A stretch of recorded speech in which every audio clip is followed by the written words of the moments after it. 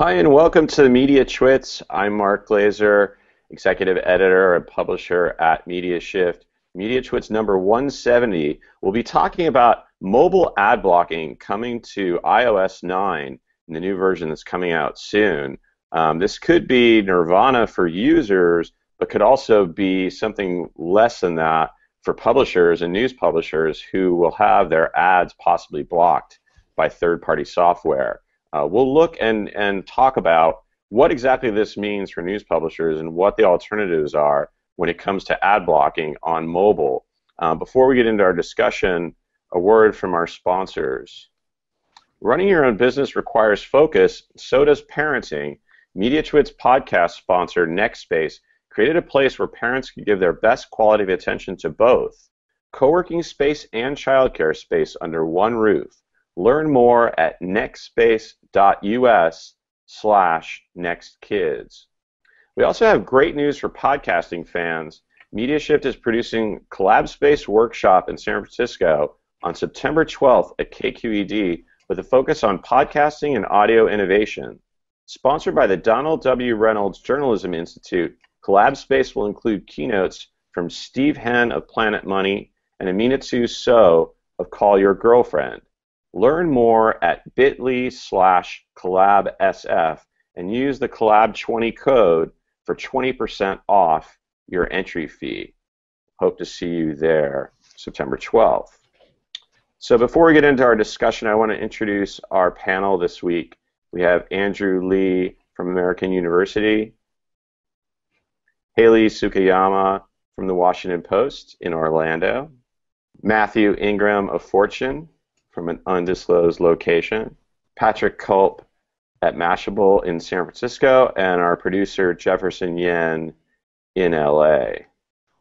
So this, there's been a lot of gnashing of teeth and just people, publishers really kind of upset that ad blocking is going to be coming. I mean, we've had ad blocking on the desktop for a long time. But this idea that there will be ad blocking within mobile will, obviously, for a lot of users, it'll make them pretty happy because pages will load a lot faster. People have been testing this out and found that in some cases it's really helped load times. But on the other hand, for publishers that depend on advertising, if their advertising is going to be blocked in mobile, where a lot of their users are going now, this could spell trouble for their business model. Matthew, what's your take? How dire do you think the situation is for publishers? Well, I think this is a pretty serious deal. I mean, let's look back to when the web came along. Publishers had to figure out how to handle web advertising. That resulted in many cases in making 10 or even 20 times less for similar types of advertising than print. Now, publishers are looking at having to adapt to mobile, where they might make even less than they were making on the web. And many of them haven't even adjusted to the sort of new environment for web advertising, let alone mobile. So it's potentially a pretty significant thing. But what about solutions? What can publishers do to kind of deal with this? Do they need to create new kinds of ads? I mean, what do you think they can do? Well, I think one thing they can do is make their websites function better on mobile. That's a simple, well, not simple, but it is one of the things that they could fix. It's not directly related to advertising, but one of the reasons why people say they use ad blockers is that mobile sites take too long to load, and they load a whole bunch of junk that users don't want, JavaScript and so on. So if you got your website down to the point where it wasn't sucking up a whole bunch of bandwidth, maybe people might load your ads. The other thing publishers can do is explore different types of ads. So native advertising, for example, in some cases can get caught up in ad blocking, but in other cases it can sort of get past that and reach users in a way that regular banner ads and pop-ups don't. And Patrick, what's your take on just ad blocking in general? Is this going to be something pretty easy for users to do? Is this kind of push-button thing, or is it they're going to have to go find the software, install it, change their settings on Apple, settings menu? How simple will this be for users? I think it's getting easier and easier, but it does still take the extra step. So I think it kind of remains to be seen how many users are willing to actually go through the trouble of enabling the content blocker in Apple. You have to go to the settings menu and enable it, and then also download the app. But it did prove pretty successful when it was allowed in Android. So I think we could see a lot of people jumping on this, and especially with mobile ads being as clunky and bandwidth consuming as they are.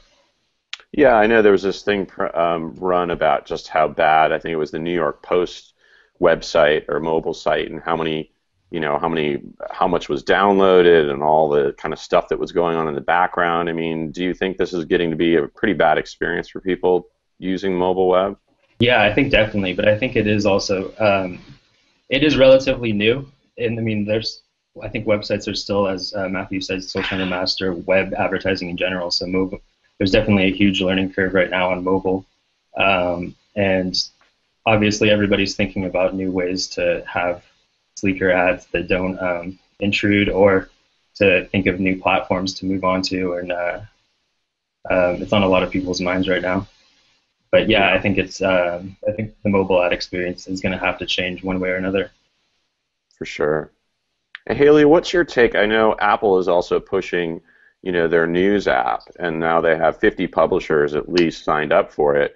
I mean, is the ad blocking, is this basically going to push a lot more publishers to use the Apple News app now? I think that is one thing that news organizations, well, I don't know if they fear it or if they're excited about it, sort of to work with Apple, but I do think sort of everybody is kind of seeing, oh, okay, so now maybe our content is going to get to our readers through these funnels, whether it's Apple News or Facebook or Twitter or whoever is kind of aggregating and pushing it.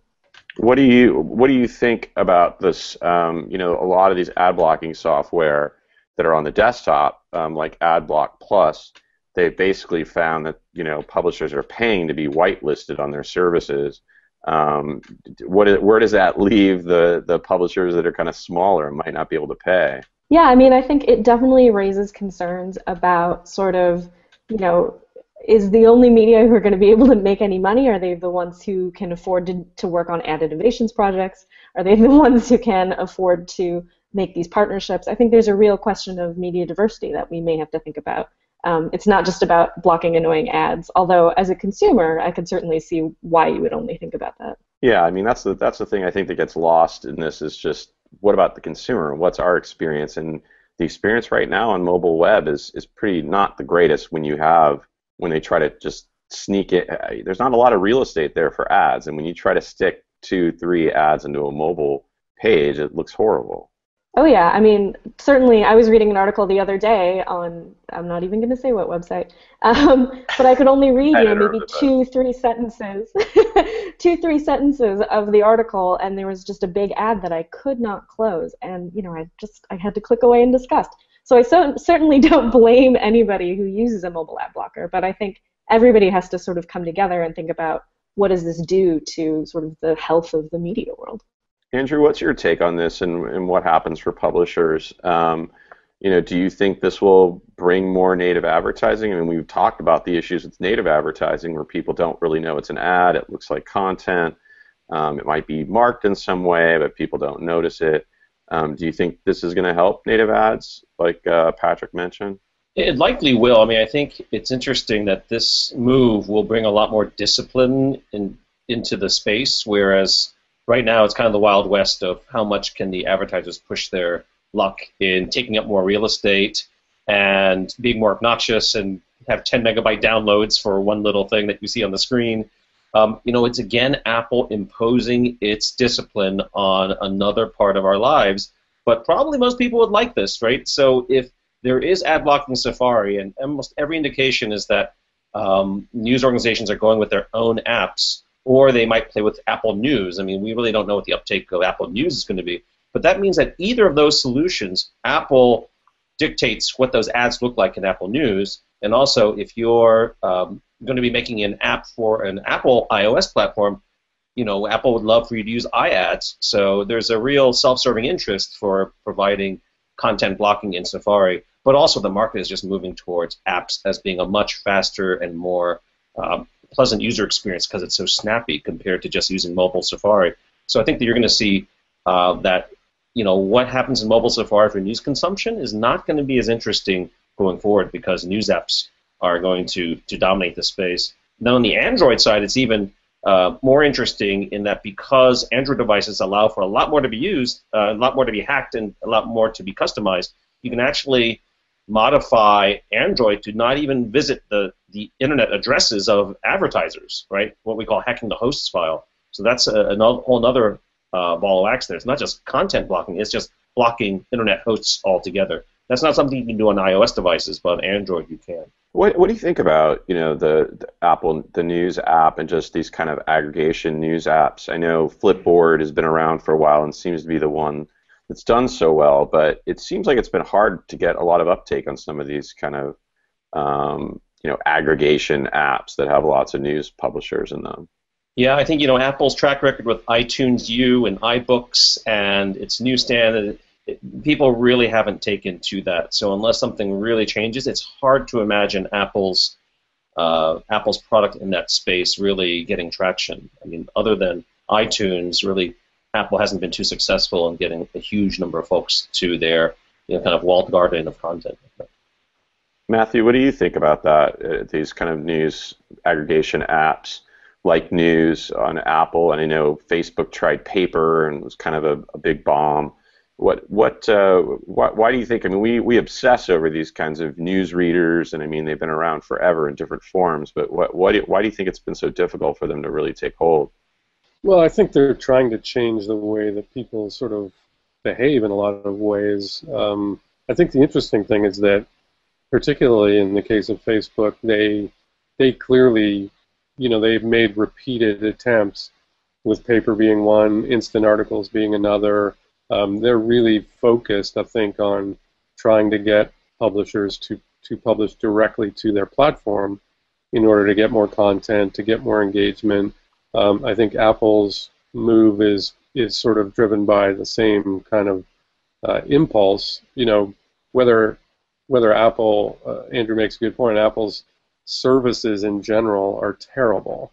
They're hard to use, they're cumbersome, they don't work properly lots of the time, so I'm not sure that it's going to be a huge threat to sort of publishers, and it may turn out to be an opportunity, who knows. But Facebook, I think, is a much bigger potential threat. They've got a lot of resources to throw at this. It's clearly something they really want to do, and a lot more people spend a lot more time on Facebook than they do on publishers' websites or apps. Yeah. Patrick, what do you think about Facebook when it comes to news? I mean, a lot of people are saying more and more, they're getting news through Facebook and through social platforms, but it's not really, you don't necessarily think about you're going to go to Facebook to find out what's news. It just kind of happens while you're looking at everything else. Yeah, I agree with Matthew there. I think that Facebook has the targeting power, it has the huge user base, and it has the fact that people are already on the platform going for it. I don't know if Apple can match that with a curated news app. And I think people don't necessarily think about getting news. I think they just kind of happen upon it on Facebook, and it's really hard to match its power there. Yeah, and Facebook has 37% of the mobile ad market, which is a huge chunk of something that's obviously growing. Do you think I guess there's a question: will ad blockers be blocking ads in Facebook or not? Or whether Facebook will pay their feed and get out of it. I guess that's kind of the question for them: is will they get blocked or not? Yeah, I think Facebook is pretty much, I don't think they're very worried about ad blockers. I don't know about the Audience Network, but a lot of their ads are also native. So I don't think they'll be subject to ad blockers. So we could see ad blockers forcing a lot more publishers into Facebook. I mean, Haley, this seems like this is kind of similar to a time where we talked about people were going online and not using traditional media formats, and yet the ads weren't going online. Now it's about usage is happening in mobile. Like New York Times now is half the usage is coming in mobile, but 15% of their ad revenue is mobile out of digital. So there's obviously a disconnect here when usage is all happening in mobile, but the ads are happening more on desktop. How can they cope with that? I mean, that seems like a very difficult prospect for a lot of big publishers. Yeah, I mean, I'll be honest with you. If I had the answer to that, I would be doing that for my job instead of doing this. But but I do think, again, I say it's very clear that everybody has to really try and think ahead and watch these trends of where people are reading and how they're consuming and really try and figure out what's the best way to non-invasively make money off of those platforms. Yeah, and one of them is video, right? That's been a big thing for Facebook with their native video. And is that something publishers could do more, is have kind of video ads? I mean, the New York Post example was a horrible one where the video played in the background. But, is video something that might work? I mean, it's obviously invasive. You're, trying to read a story and all of a sudden a video pops up and starts playing. But is that something that at least gives them a little bit of hope? I mean, it's not something that I know a lot about, certainly from my own organization, which I don't want to speak for. But yeah. I think a lot of people are looking at video, and the thing is, nobody really likes pre-roll either. So it is, again, just a matter of trying to find out what that right format and that right mix is, I think.